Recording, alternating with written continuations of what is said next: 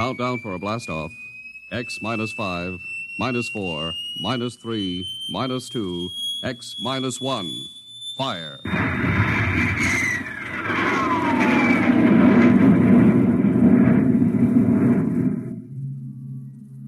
From the far horizons of the unknown come transcribed tales of new dimensions in time and space. These are stories of the future, adventures in which you'll live in 1,000,000 could-be years on 1,000 maybe worlds.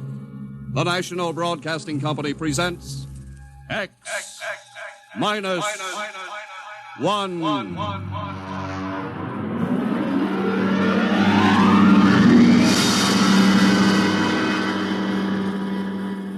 If you wanted to take over our world with a minimum amount of resistance and trouble, how would you go about it? Tonight we'll tell you how, with a strange and chilling story by George Lefferts. The Parade.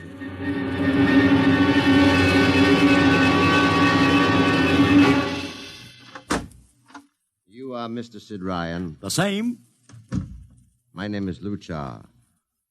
I am a Martian. Pleased to meet you, Mr. What was that again? A Martian? As in Orson Welles? Precisely. I'm a Rotarian myself. Sit down. Thank you. Now that we've had our little joke, Mr. Luchar, what can Publicity Associates do for you? I am interested in obtaining publicity. It has been my observation that advertising and publicity are the very backbone of earthly civilization. Spoken like a true Martian, Mr. Luchar. Now, if you'll tell me the name of the client. The client, of course, will be the Martians. You don't give up, do you? Give up? The gag, I mean. Oliver. Yes, Mr. Ryan? This is Mr. Luchar. Oh, how do you Mr. do? Luchar claims to be a Martian. Take him outside, will you, Oliver? I am happy to see, Mr. Ryan, that my telling you I am a Martian has approximately the effect I guessed it would. I believe we can do business. I have here cash retainer of $5,000. Oliver, take a look at that wad of lettuce. It's the real stuff, Mr. Ryan. And my client is prepared to spend many times that amount. Sit down, Mr. Luchar. Oliver, get the client a cigar, the 50-cent box. Yes, sir. Thank you. Well, now, what can I do for you, sir? I wish you to manage a publicity campaign. A very large and important campaign. Is the product established, or is it something brand new? Something quite new. Now, what would you judge the most effective type of campaign? Well, if the client has a lot of dough to throw around, a suspense campaign is best. First, you place ads in the paper saying, "Watch this space." Then, about a week later, you run an ad saying XYZ or PDQ, and you get people guessing what it means. Then, finally, when you've teased them enough, you bust loose and unveil the product. Excellent. We will conduct a suspense campaign. Of course, in this kind of campaign, secrecy is very important. Once the name of the product leaks out, it spreads like wildfire, and the whole campaign is kerfloppo. Quite so, quite so. The utmost secrecy. You realize, of course, these things cost like crazy. Would, say, $1 million cover expense? Come again? I said, would $1 million cover it? Why, yes, You did say $1 million.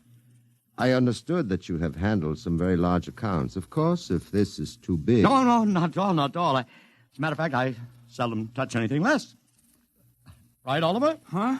Oh, of course. That's right, Mr. Ryan. Absolutely right. Yes, sir. You will begin, then, by saturating the newspapers, the radio, the streetcars with a very simple statement. What's that? I will write it on a card. Here you are. The Martians are coming. Say, that's not a bad teaser. Got that, Oliver? Yes, sir. The next ad will read, June 1st is Martian Day. June 1st is Martian Day. What happens on June 1st? The parade takes place. What parade? I wish you to arrange a parade up Fifth Avenue. You mean like the Macy Parade? Exactly. Except that the theme will be the world of tomorrow, the Martian world. My client would like it to be a gay affair. Balloons, clowns, pennants, pretty drum majorettes. Say, that sounds terrific. I might be able to interest the department stores in a tie-in. Fine. The parade will climax the campaign. On June 1st, the product will be unveiled. Good enough.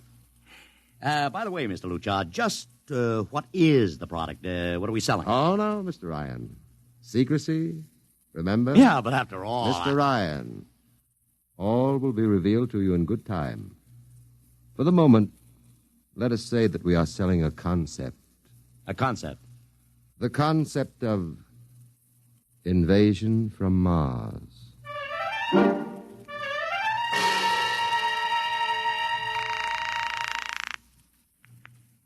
Sorrel Talent Agency. Sammy Sorrell, please. This is Sammy. This is Sid Ryan over at Publicity Associates. Listen, Sammy, how you fixed for midgets? I got midgets. Fine, I need 40 midgets for a parade. 40. June 1st.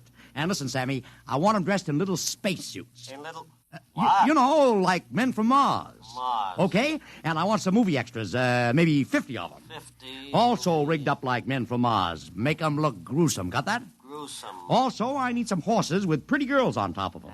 Maybe you can get that bunch from Maroney's Traveling Circus, the one we booked for the Fireman's Parade in Albany last year. Yeah, I'll try, Sid. Never mind the expense. Just get me the talent. It sounds like you landed a big client there. Who is it? It's a secret. I gotta hang now. Call me back, Sammy. Right.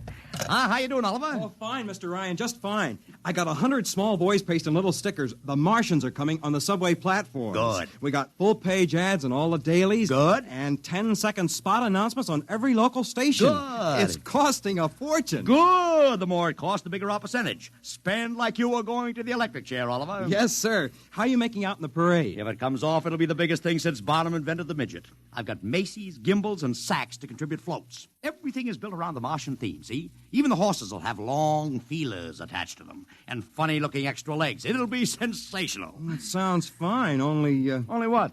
Mr. Ryan, we don't even know what we're selling. Oliver, my boy, do you think old Sid Ryan has been sitting here spending all this moolah and not putting two and two together? You mean you know who Luchar represents? Just by accident, understand? I have learned that Century Pictures is making a big new epic. One of those expensive pictures they make in secret and then spring on the public because they don't want the other studios to get the jump on them. What's the picture? A space opera titled Invasion from Mars, get it? Oh, I begin to see. Also, by mere coincidence, it's supposed to have its premiere sometime around June 1st. You follow me? Yes, but, Mr. Ryan, Century has an exclusive contract with New Feature Syndicate for all their publicity. Suppose Century Pictures doesn't like the way New Features is handling their stuff. They want to get out of the contract, but New Feature says no, so they have to get around the contract. A man named Luchar, client unknown, starts publicizing the Martian invasion. Need I go further? I don't know, Mr. Ryan. Sounds pretty far-fetched to me, but I don't know. That's what I like about you, Oliver. You're so innocent.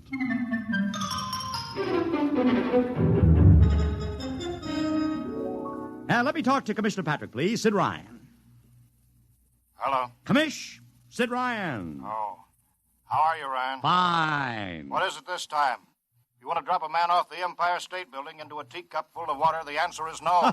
Also, we're not arresting any fan dancers. You know I don't handle fan dances. I want a permit for a parade. June 1st, 5th Avenue. It's a Sunday. There's no traffic. Now, look, Ryan, Macy's gets a permit. Gimbals gets a permit. The American Legion gets a permit. The Sons of Erin march every time Morton Downey sings the Wearing of the Green. Oh, don't give me a hard time, Patrick. This is too big. I have the 5th Avenue Merchants Association behind me.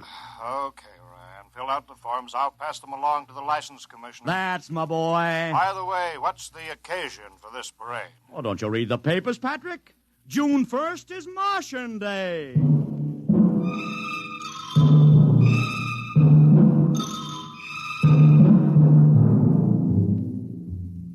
How is the campaign going, Mr. Ryan? Like wildfire, Mr. Luchar, like wildfire. Everybody and his brother is going along with the gag. Yesterday, we distributed 50,000 Martian hats to school kids. I got some of the merchants doing World of Tomorrow displays in their windows. Every big novelty manufacturer in town is climbing on the bandwagon. They want to get into the parade with floats, giveaways, anything. Everybody smells a buck to be made. I wouldn't be surprised if the mayor himself declared Martian Day.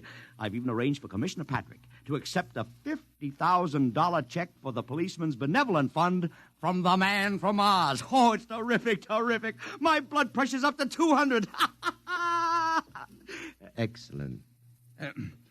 I I understand Century Pictures spent over $1 million making that space opera. I beg pardon? Oh, come, Mr. Lucha. Sid Ryan wasn't born yesterday, you know. I know who our client is, even if you don't admit it. You do? Always thinking that's me. Well, as long as you know, let's keep it to ourselves, shall we, Mr. Ryan? As you once remarked, when these things leak out, it destroys the surprise and ruins the effectiveness of the campaign.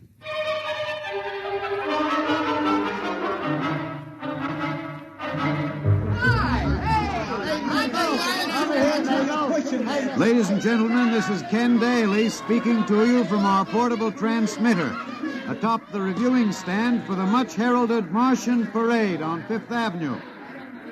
It's a beautiful sunlit day here in New York, a perfect day for a parade, and the streets are packed with thousands of spectators all eager to find out what this is all about.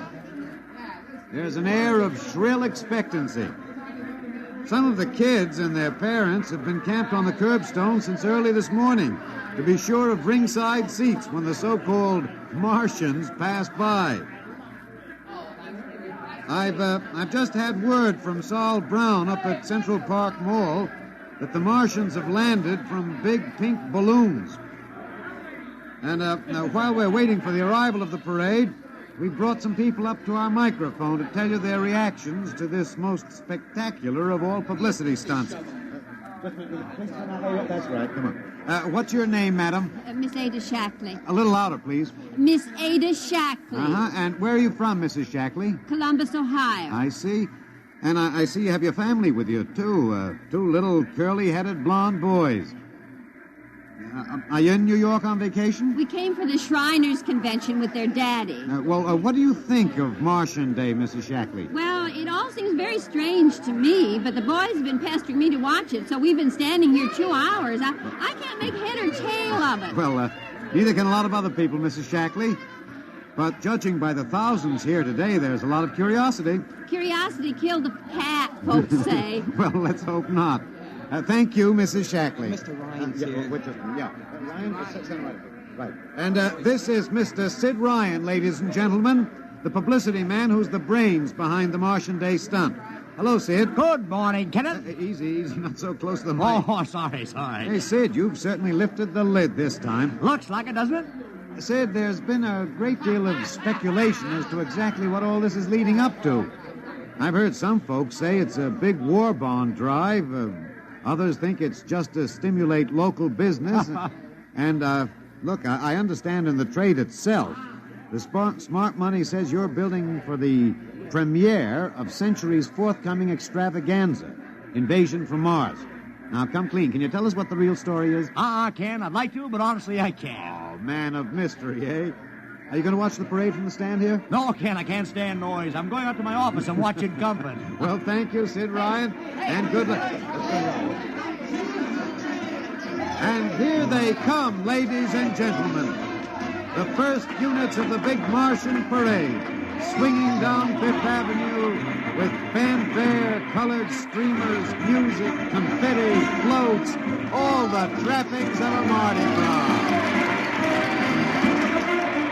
And here in the vanguard is a whole troop of little midgets in weird-looking pink and blue spacesuits, carrying Rube Goldberg weapons with signs painted on them. Let's see, I can read one which says, Atomic Blaster. Another one has a placard reading, We're Martian through Georgia. And here come the clowns, laughing and falling all over each other. They're giving free sugar candy to the kids along the way. Yes, ladies and gentlemen, this is a happy, laughing crowd along Fifth Avenue today. A true reflection of the great sense of humor and good nature that makes America the place it is.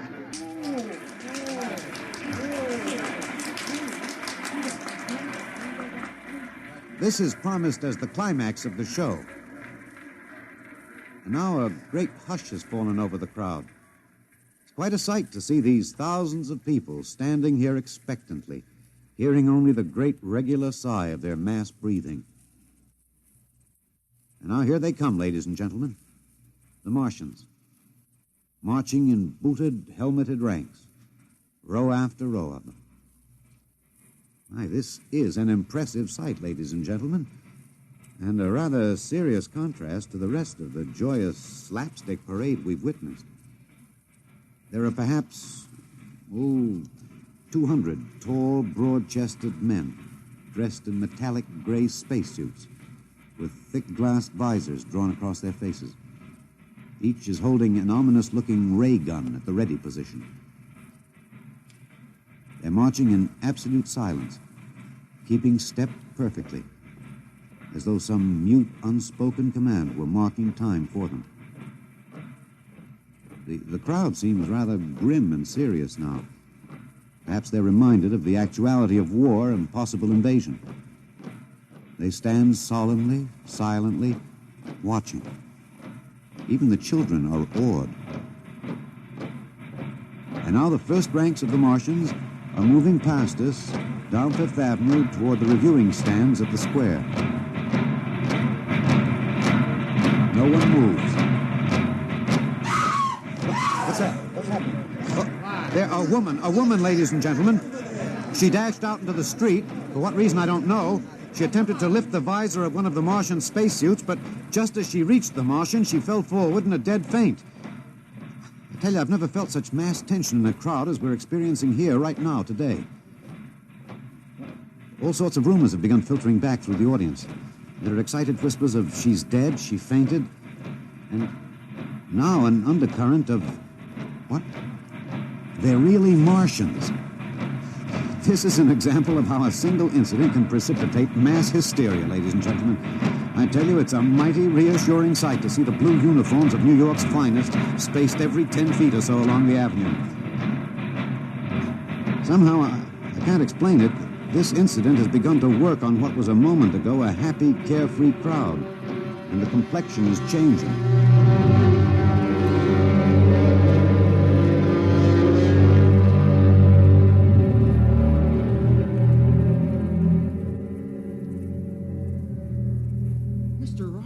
Did you see that? A woman fainted. Of course I saw it. What do you suppose she saw? Oliver, old man, did I ever tell you you were too naive for this business? But that young woman ran out into the streets to get a close look at the Martians, and then she screamed and fainted dead away. I'm well aware of that, Oliver, since I paid her $50 to do it. What? The dramatic moment, Oliver, the stock and trade of the good publicity, man. Relax. Holy smokes, you sure think of everything. Yeah, for my share of this deal, roughly $100,000, I can afford to think of everything. Shut the window. Don't you want to see the finish? We'll go down to the reviewing stand for the finish. Right now, I want to make a phone call. By the way, where's Lucha? I haven't seen him. Well, he'll be around. Boy, those Martians sure look like the real thing. How would you know the real thing if you saw it, Oliver? Well, gee, I don't know. Close the window, Oliver. Oh, yes, Mr. Ryan.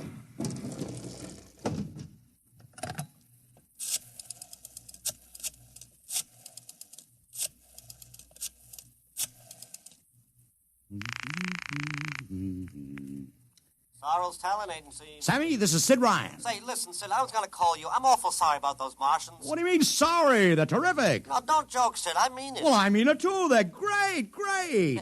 Are you in the bag? Never felt better. You mean it, don't you? Of course I mean it. What is this? There are Martians in the parade? About 150. Of course, I only ordered 50, but Sid, under the circumstances... Sid. Well, what is it? Sid, don't you know? I couldn't get you a single movie extra. There's a studio strike in New York. I was going to call you, but I figured... Hey, wait a minute. Where'd these guys come from if you didn't hire them? I don't know. Maybe Oliver... Oh, hold on. Oliver? Yes, Mr. Ryan? Did you hire those Martians? No, sir, Sammy, this is on the level, isn't it? Honest, Sid, Okay, Sammy, I'll call you back. What's the matter, Mr. Ryan? I don't know. I just don't know. I've got to locate Lucha. What's Century Pictures number? Mr. Ryan, this is Sunday. Oh, yeah. Well, get me their publicity director, Marty Sanford, at home. Oh, yes, sir. Yeah.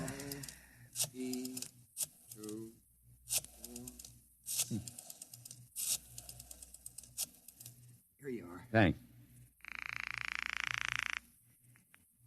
Sanford. Marty, this is Sid Ryan. Oh, hello, Sid. How's the big Fine, promotion? fine. Listen, Marty, this is dead serious. On the level. Get it? What's wrong? I've got to locate Lucha. Lou who? Lucha, come on now, Marty. This is life and death. The guy you sent over to hire me for the invasion picture. Invasion picture? Invasion from Mars, the space opera. Are you batty? Marty. That picture was shelved last month. What? Sure, back in the can. Too expensive and too fantastic. The big shots decided you can't sell a Martian invasion to the American public. And I never heard of a guy named Lou... Mother heaven. What is it, Mr. Ryan? You look terrible. That's too fantastic. What's too fantastic, Mr. Ryan? Is something wrong? Open that window. I want another look at those Martians. Yes, sir.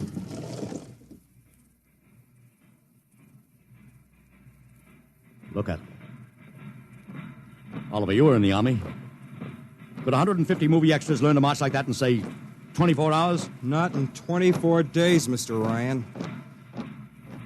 Not a second's hesitation. Not one other step. Look at the way they carry those ray guns at the ready. The only other time I've seen troops march like that was in a film of the Nazi stormtroops marching through the streets of Paris. See those chests on them? That's pride. Sheer, arrogant pride. Look at those chins. That's contempt. Nobody could act like that. Mr. Ryan! Oliver, get down there. Find that woman who fainted. Her name's Gloria Montex. Get her up here. Make it fast.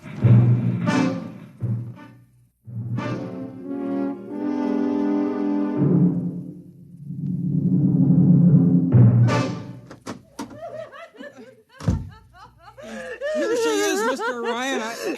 I can't get much sense out of her. Stay away from me. Gloria, it's me, Sid Ryan. Oh, don't kid me. You're a Martian. Gloria, settle down. No, you're wearing a mask. Baby, it's me, Sid. And underneath, it's awful. It's all big green eyes and those feelers like a catfish. Baby, snap out of it. Listen, what happened down there? You ran out and screamed like I told you, but the fainting, that wasn't in the act. Oh, go away, please. Go away. What'd you see? Oh, no, please. It's too awful. Please. Just one question, baby. Inside that helmet, what'd you see? You won't get anything out of her, Mr. Ryan. She needs a doctor. Okay, Oliver, I've heard enough anyway. You take care of Gloria here. Get her a drink. Where are you going? To see the commissioner. We gotta stop this parade before things begin to happen.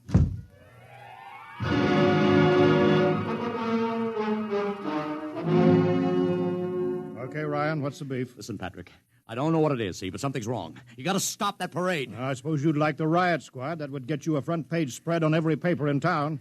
Honest, you publicity guys give me a pay. This may be a matter of life and death. Oh, sure. Look, Ryan, I've got no time for your cheap publicity gags. I'm a busy man. Listen, I'm trying to tell you I don't know where these Martians came from, who they are, anything about them. All I want you to do is stop the parade and make sure they're on the level. Ryan, I'm wise to your tricks. Now, if you let the sergeant show you out... You won't do it, huh? An honest citizen appeals for protection and you refuse it. I most emphatically do. Now beat it. All right, Patrick. I'll go right to the mayor's office. I'll have you busted flatter than a fried egg. Go ahead. I'm sure His Honor will be glad to toss you out on that phony nickel-plated skull of yours.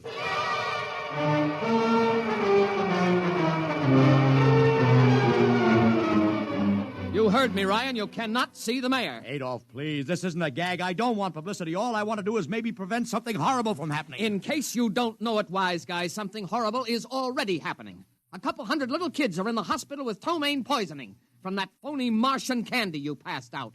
Or didn't you know? I didn't. We've got to stop that parade. Sure, you'd like nothing better than to start a panic now. Maybe a few hundred people would get trampled to death. Think of the newspaper space that would get you and your product. I won't stand for this, Adolf. You won't have to, because you're going to get out of here right now. Go on, beat it. Get out. You and your publicity stunts make me sick to my stomach.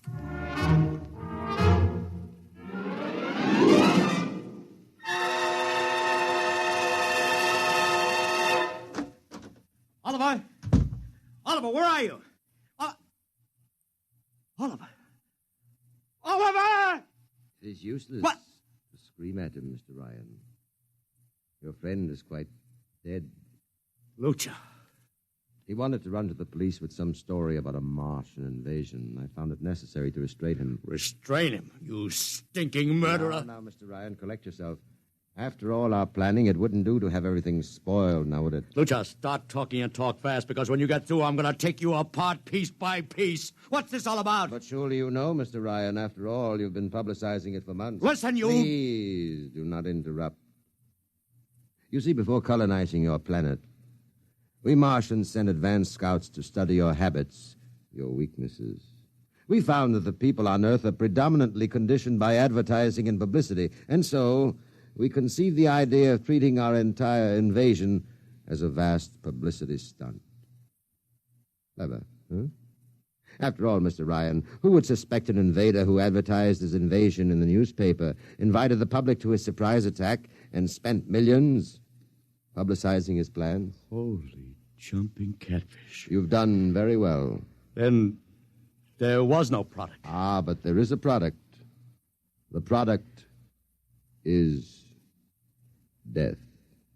What are you trying to do, Lucha? We Martians are a humane people, Mr. Ryan. We do not like to destroy thousands where a few hundreds would suffice. In exactly 2 minutes, our troops will treat the world to a spectacle of death, which will bring the rest of your planet to its knees in horror. Nations will clamor to surrender. Perhaps, Mr. Lucha, but not if I can help it. You...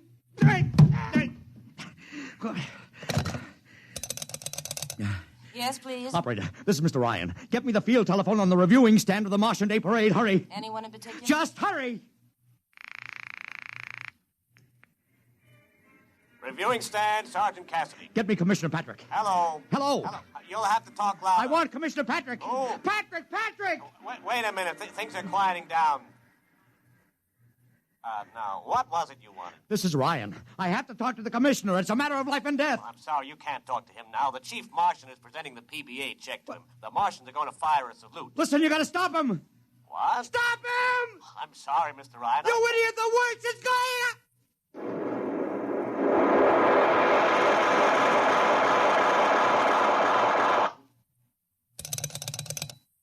This is the operator. I'm sorry, Mr. Ryan, you've been cut off. I can't seem to get them back. Doesn't matter, operator. Nothing matters now.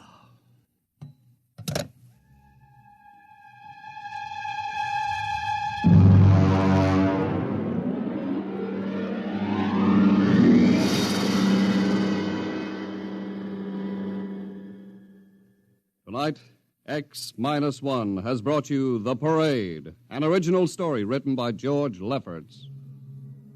Featured in the cast were Joseph Curtin as Ryan, Joe DeSantis as Luchar, Alexander Scorby as Daly, Agnes Young as the woman, Ellen Deming as Gloria, John Thomas as Oliver, Arthur Anderson as Sammy, Wendell Holmes as the Commissioner, and William Keene as Sanford. Your announcer, Don Pardo.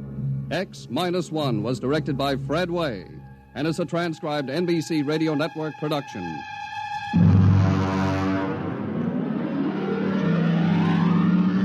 Next week, the tables turn. Instead of Martians invading Earth, we bring you a tale of men invading Mars.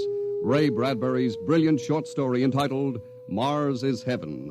Suppose you were a member of the first rocket ship crew to land on Mars, but instead of seeing Martians, you find that you've landed in a town that looks just like home, that all your dead relatives and friends are there to greet you, so that as incredible as it may seem, you think you're really in heaven. That is, you think so, right up to the fatal moment, the moment of X-1.